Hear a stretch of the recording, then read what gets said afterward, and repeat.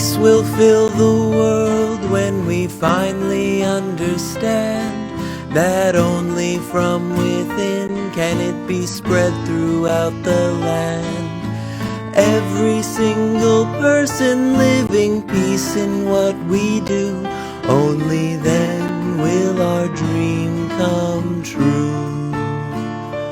Only then will our dream come true.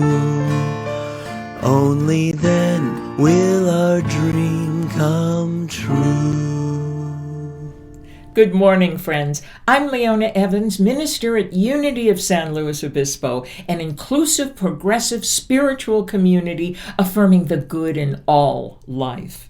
Welcome to our Sunday morning live stream. I'm delighted that you chose to join us today. Well, I'm excited because not only are we continuing to celebrate Black History Month, but tomorrow is Valentine's Day, and we get another opportunity to talk about the unconditional love of Spirit, of God, inherent in each one of us. I think one of the most important things we can do is to affirm and reaffirm that the Spirit of God is unconditional love. We are never separated from Spirit. We are to God as the drop of water to the ocean, of the same substance. There is no separation. There never can be. There never was. And there never will be.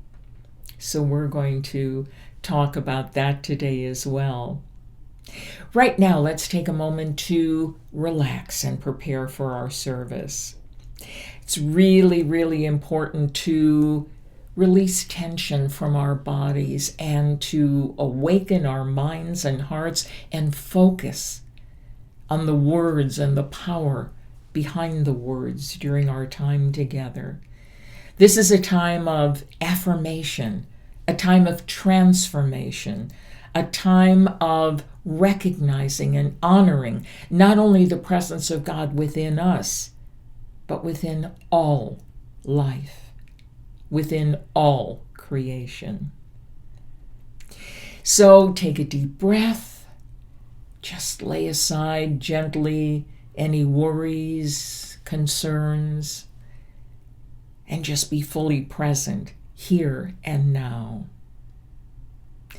Let us affirm together, I am now in the presence of pure being, immersed in the Holy Spirit of life, love, and wisdom. Once again, I am now in the presence of pure being, immersed in the Holy Spirit of life, love, and wisdom. And so it is. Amen. Let us open our service, as always, with a wonderful joy song performed by Matthew J. Evans. Good morning. Today we're going to sing It's in Every One of Us. Please sing along with the lyrics on the bottom of the screen.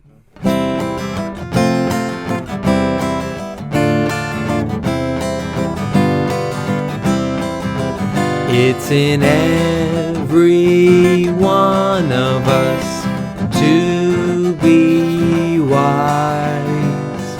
Find your heart, open up both your eyes. We can all know everything without ever knowing why. It's in every one of us by and by. It's in every one of us to be wise. Find your heart, open up both your eyes. We can all know everything without ever knowing why. It's in every one of us by and by. Have a great morning, everybody. Well, today we are going to continue celebrating Black History Month and also Valentine's Day, a time of love. I took particular care to choose our hero today to honor during Black History Month. Her name is Biddy Mason. And I chose to honor her today because she not only is a hero who demonstrated perseverance and an incredible overcoming spirit, but she's an individual who personified the power of love through tremendous sacrifice and a passion for helping others. She's also someone whom you might not have even heard of before, but she definitely has a story that deserves recognition and great honor. Bridget Mason, who was known to everyone as Biddy, was born a slave in 1818 on a plantation in Georgia. Throughout her childhood, she was separated from her parents and sold several times. She worked on plantations in Georgia, in Mississippi, and South Carolina. She helped the house servants and the midwives. Well, by the time Biddy was 18 years old, she had learned a great deal about herbal medicines from other slave women, and she became an excellent midwife. Well, during this time, she also gave birth to 3 daughters who were fathered by her slave owner, a man named Smith. Well, a few years later, the Smith family converted to the Mormon religion, and they decided to move their entire family and their slaves from Mississippi to Utah. Biddy carried her youngest daughter on her back, and she walked behind the wagons for more than 7 months to Salt Lake City. Her job was to herd the cattle, cook the meals, and act as a midwife to women and livestock. Well, not long after the Smith family and their slaves had established themselves in Utah, Brigham Young, the famous Mormon leader, wanted to send a group of Mormons to California to establish another Mormon community. He let everyone know that California had been admitted to the Union as a free state in 1850, and he advised those willing to make the trip to free their slaves before going to California. Well, Mr. Smith, Biddy's slave owner, refused to free his slaves. And once again, Biddy and the other slaves walked behind the wagons as they made the long trip from Salt Lake City, Utah, to San Bernardino, California. Well, while they were settling in California, a man named Charles Owens, who was a well-to-do black man, began to court Biddy's daughter, Ellen. And he began to talk to her and Biddy about how they could gain their freedom, how they could do it legally since California was a free state. Well, with the help of the Los Angeles black community, they contacted the county sheriff, who petitioned a judge to release them along with the other slaves in the Smith household. What a glorious, glorious time for Biddy and her family and all the others who had been held captive for so long.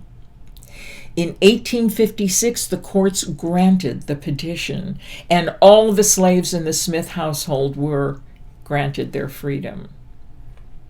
Well, Biddy moved to Los Angeles, and she lived with her daughter Ellen and her husband, Robert Owens. She began to work as a nurse and a midwife, and she also gained a reputation for her herbal remedies. Biddy earned as much as $2.50 a day, which was considered a good wage for an African American woman. Biddy also donated her services to those who were unable to pay. She served and served willingly and lovingly to any individual who came to her for help. Well, she saved every penny she could, and after working for 10 years, Biddy had saved $250, literally a fortune at that time. In 1866, Biddy became one of the first African American women to own property in Los Angeles when she purchased 2 lots in what is now downtown LA. So for the next 18 years, Biddy used the land for gardening, and she built some small houses for rent. And at the age of 66, she sold part of her land for $1,500 and built a commercial building. Now the city was continuing to develop, and her investments, of course, became prime real estate. And in 1872, Biddy was happy to donate part of her land and to help finance the first African Methodist Episcopal Church, LA's first black church. By the late 1800s, Biddy Mason was the wealthiest African American woman in Los Angeles. She spoke fluent Spanish. She was a well-known and well-respected figure. Eventually, she accumulated close to $300,000, which she shared generously with so many charities. Biddy Mason fed and sheltered the poor. She provided prisoners in local jails gifts and financial aid. She founded a traveler's aid center and an elementary school for black children. She also ran an orphanage in her home and never turned away anyone in need. There were people in need who lined up in front of her home, and she was always there to provide for them.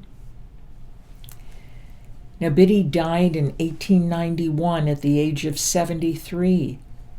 She was buried in an unmarked grave, but it was not until 1988 that her accomplishments were given the respect that they deserved. November 16th, 1989 was declared Biddy Mason Day in Los Angeles, and Biddy Mason Park has been established in downtown LA. There is no doubt that Biddy Mason demonstrated pure love as she used her God-given gifts to learn what she needed to know and set long-term goals to help create a new way of life for the hundreds of people, probably thousands, whom she served and blessed. She was a true humanitarian and a philanthropist, dedicating her life to honoring the African American community and reminding them that they were worth so much more than society had given them credit for. It's a beautiful story, isn't it? We'll talk more about that after we hear some beautiful Valentine music from Brett Mitchell and Matthew J. Evans.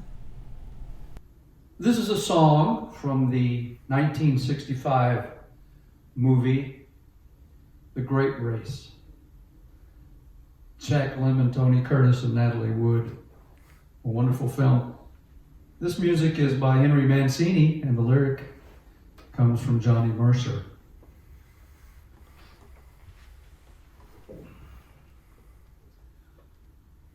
One, two, three, four.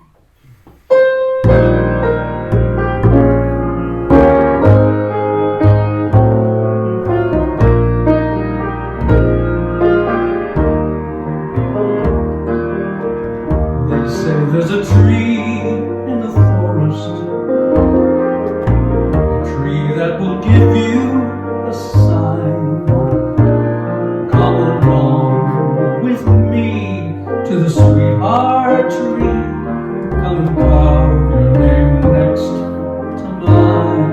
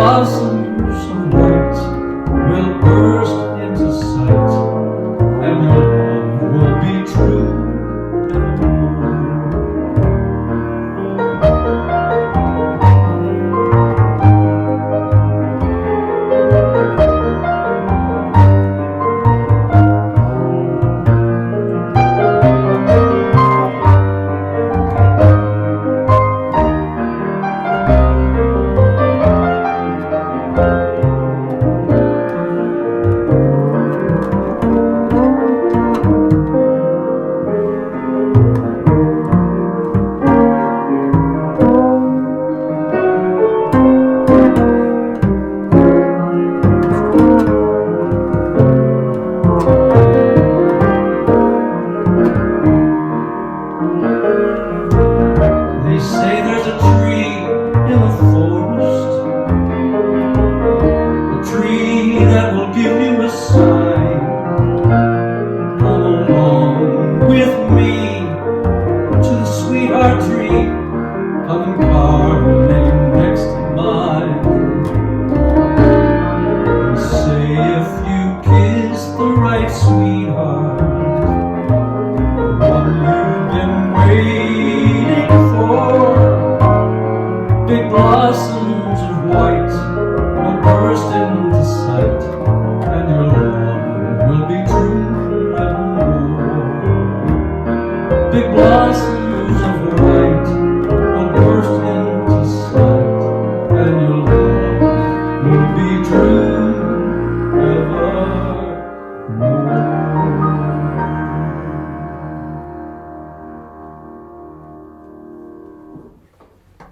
Henry Mancini and Johnny Mercer. The Sweetheart Tree from The Great Race. If you haven't seen the movie, it's a fun one. Jack Lemmon plays a dual role. It's just very funny, I think. Thank you so much, Brett Mitchell and Matthew J. Evans. What a beautiful song. And you performed it beautifully, both of you. Thank you so much. Romantic love. How beautiful, how powerful. So much of our literature, so many of our films, so much of life is dedicated to romantic love. Romantic love doesn't always last, does it? And if we're not talking about romantic love in the highest sense, then literature and films tell us how terrible it can be when you fall out of love, if such a thing happens. People are said to fall in love. Falling in, I don't know if that sounds really safe to me, but that's the term that's used. And so we're either falling in or falling out of love. And so many of us understand love to be that kind of love. And it's wonderful when it's wonderful. But I have an opinion about the power of love, and that is we need to understand that we are love, that we were created by the one presence and the one power of absolute, unconditional love. God doesn't fall in or out of love with us. I know you've heard a rumor about this, and it's been circulating for, well, a couple of thousand years at least. And that ugly rumor is that God can decide to withdraw love from you. God can turn its back on you. God can just stop loving you because you did something wrong. And I want to share with you the good news. And that is, that's not true. That is true on a human level when we live in a relative world and we're in a process of evolving and growing. No, our love isn't fully formed and it's not unconditional because we live in a conditional world. And there are different individuals and different things that are done, different trigger points that we have, different things that we're able to tolerate and not able to tolerate. That's part of learning how to be fully human.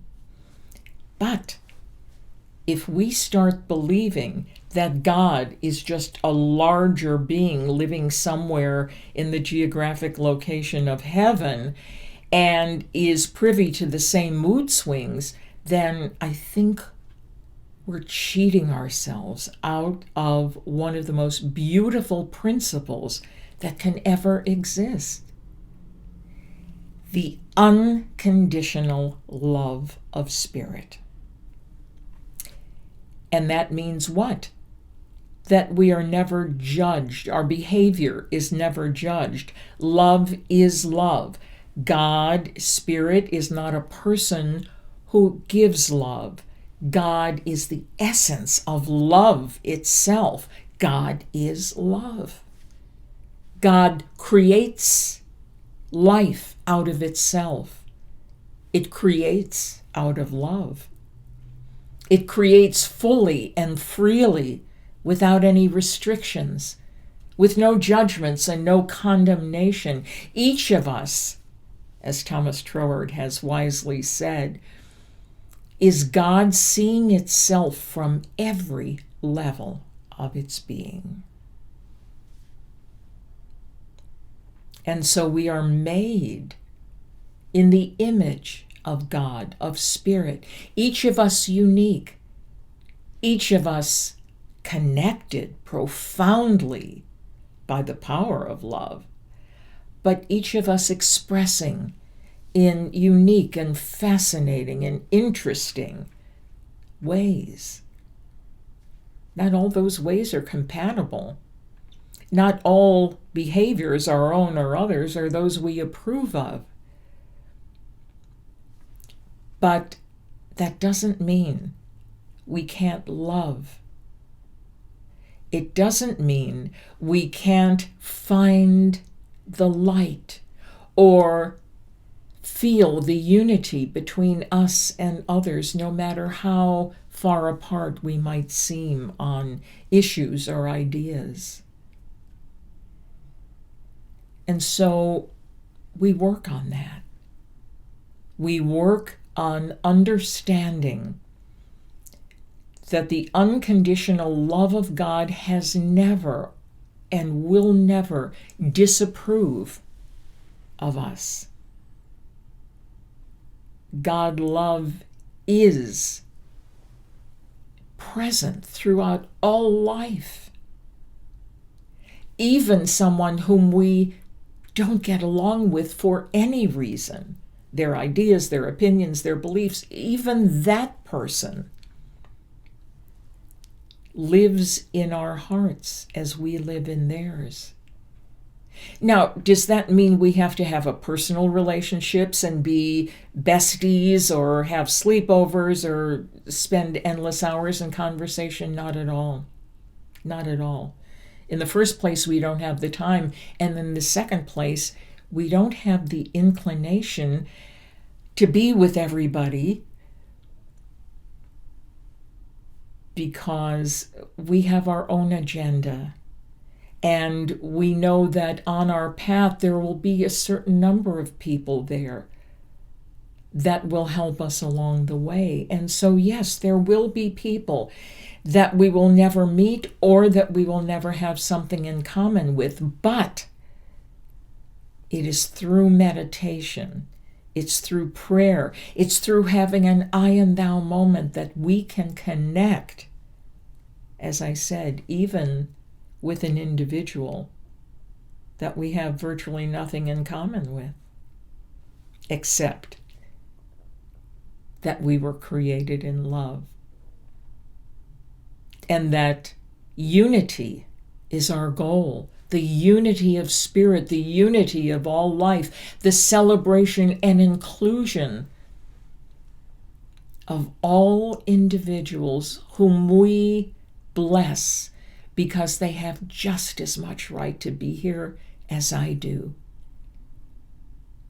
And the more we grow in consciousness, the more able we are to understand that we embrace those two ideas at different levels of our consciousness. We have the personal love. We have the love of family, parents, children, relatives, beloved friends. We have those kinds of relationships. We also have the kind of relationships that don't necessarily respond to the personal love.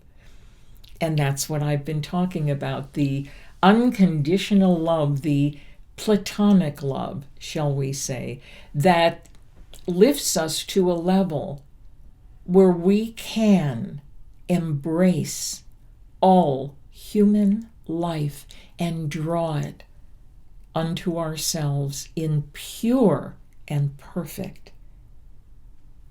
love, agape love. So we have different kinds of love, and we have different kinds of ways of expressing it.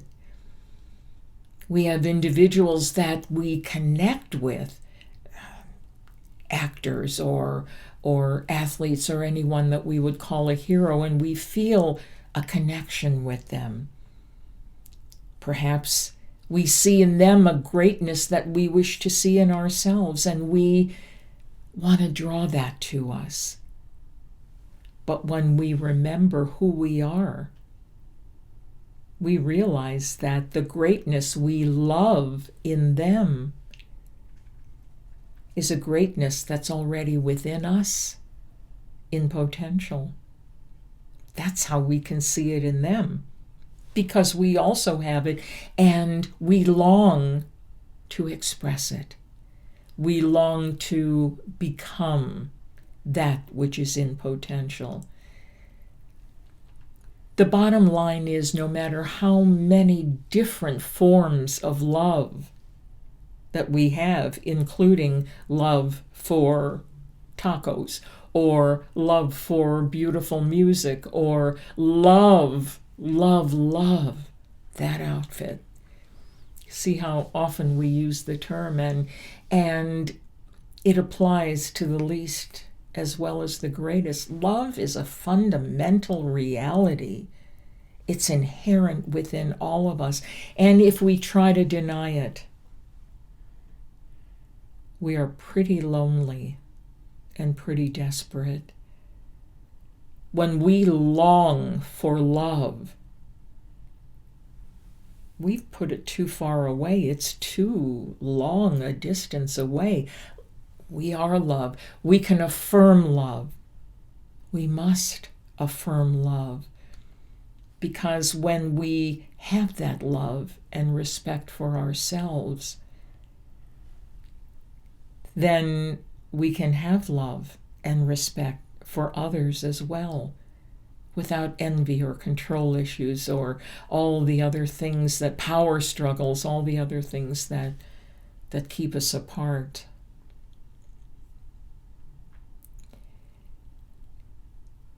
Biddy, our hero for today, our Black history hero, in my opinion, was born with a love for life and a love for learning that transcended the abuses and the rape and the overwork and the pain and the struggle of being a slave. That's saying a lot, because there is a lot of anger and hate that can be generated when you are less than whole, less than worthy, less than respected. It can generate a lot of anger. I don't know how she dealt with it or if she dealt with it. I know this much, that her faith in the love of God was so strong,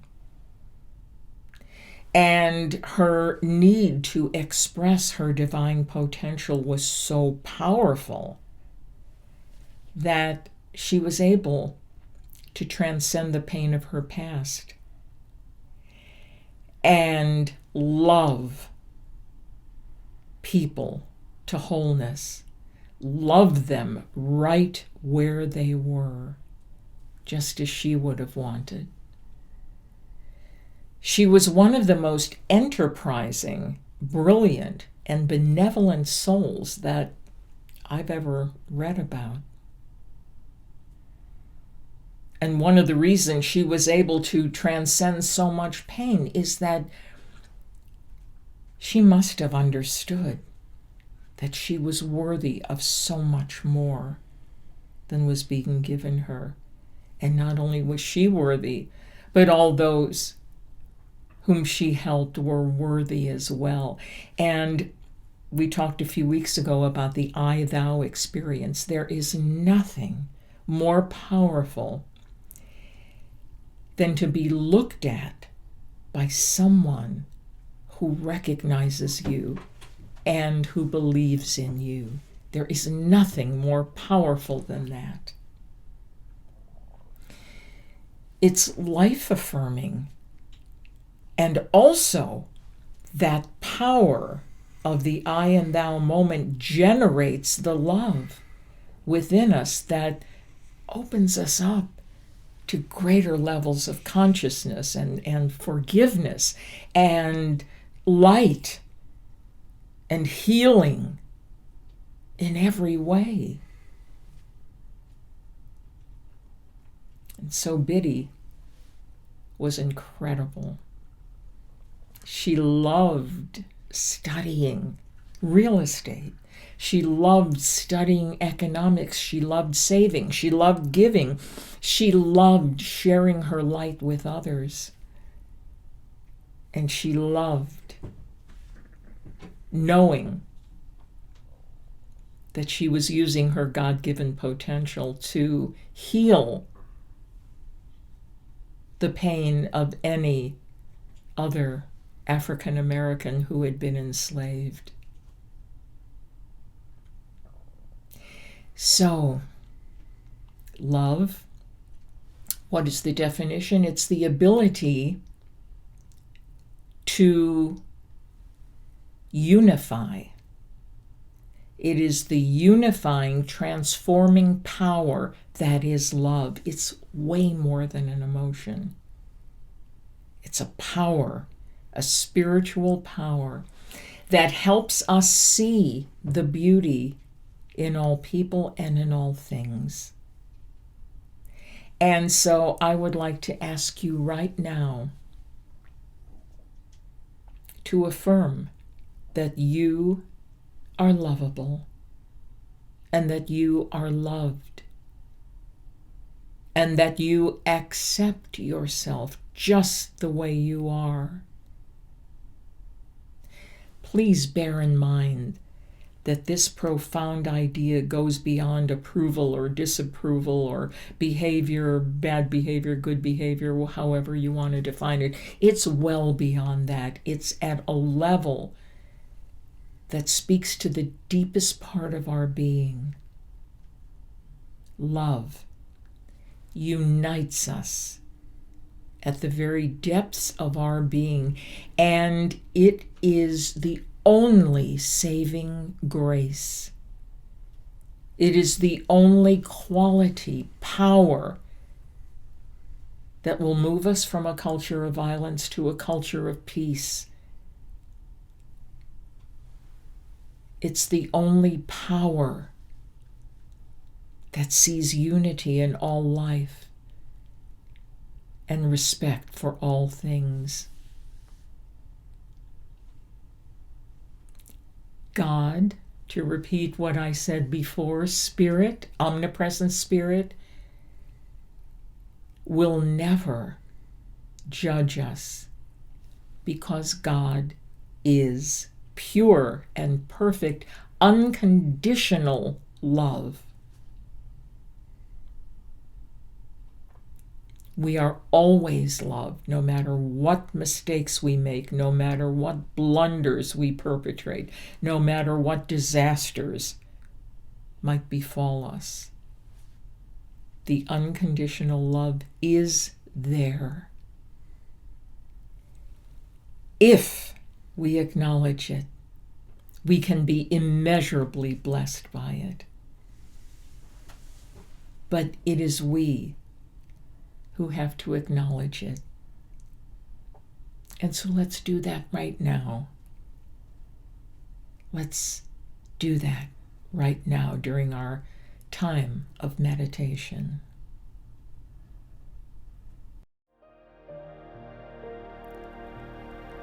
Breathe deeply and relax as we enter into our time of inner contemplation and integration of today's message. You are loved. You are lovable. You are continually blessed with the ever-present unconditional love of Spirit. Affirm from the very depths of your being, I am lovable and I am loved. I attract good into my life.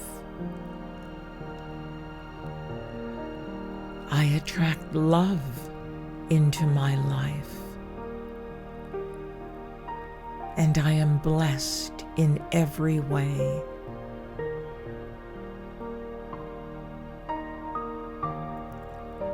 I let my light shine and feel the presence of love all around me, encouraging me, blessing me.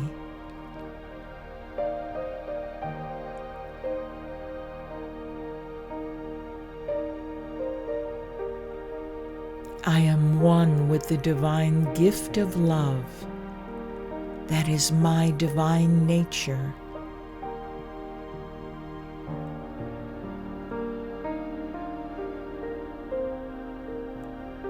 I am blessed beyond measure because I remember that love is there. God is there.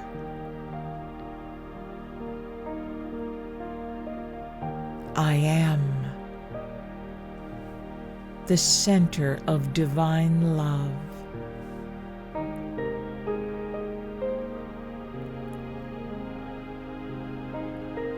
And so it is.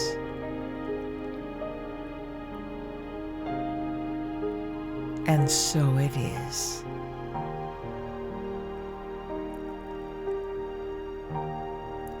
Amen.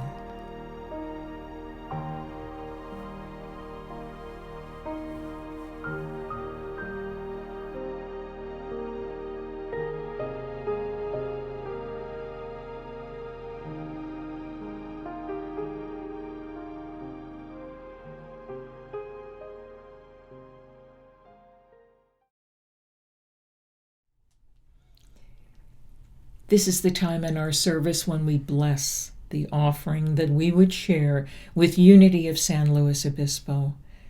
Let's give thanks for this ministry which shares the good news of the living Spirit of truth. Let's give thanks for the ability to share on live stream every week and talk about the issues that are most important to the development of our soul. And if you've received blessings from this ministry, please share your gifts with us.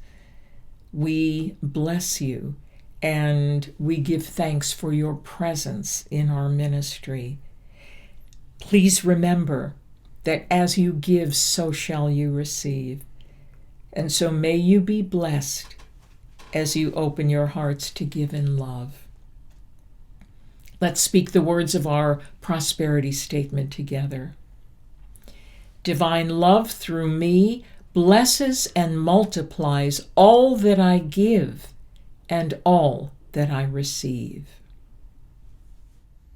Here's a beautiful song from 1938 from the wonderful Duke Ellington, with a wonderful title too, Prelude to a Kiss.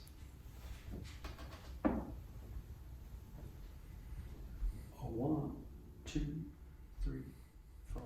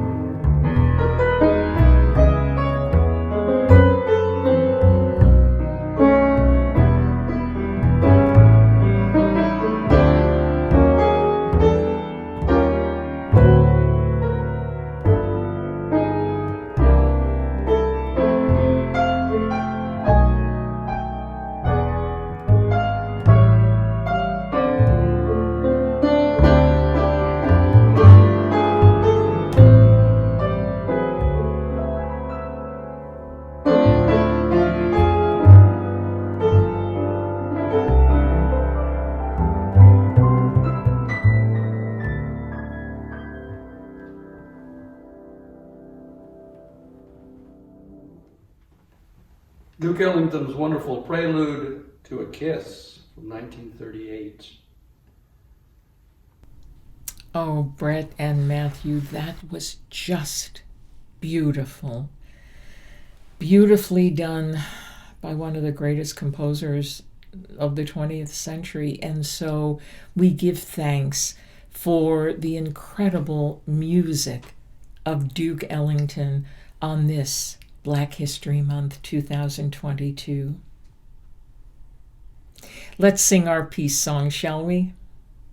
Let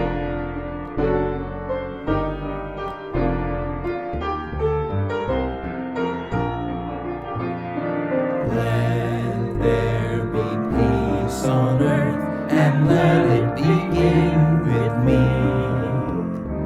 Let there be peace on earth, a peace that was meant to be.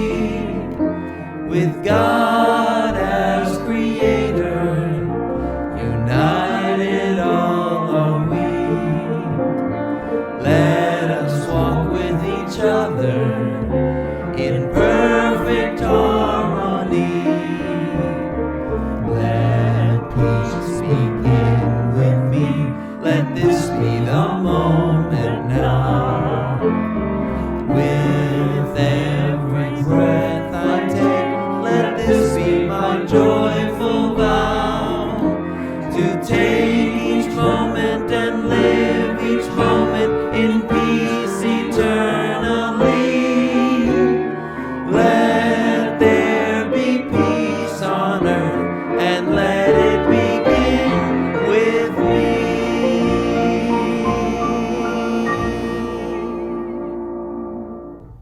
Let's speak the words of our prayer for protection. Together, the light of God surrounds us, the love of God enfolds us, the power of God protects us, the presence of God watches over us. Wherever we are, God is. Friends, please remember to press the like button and to share your comments with us. We love to hear from you. Also, we have put out a very, very important Get Off Your Affirmation podcast this week.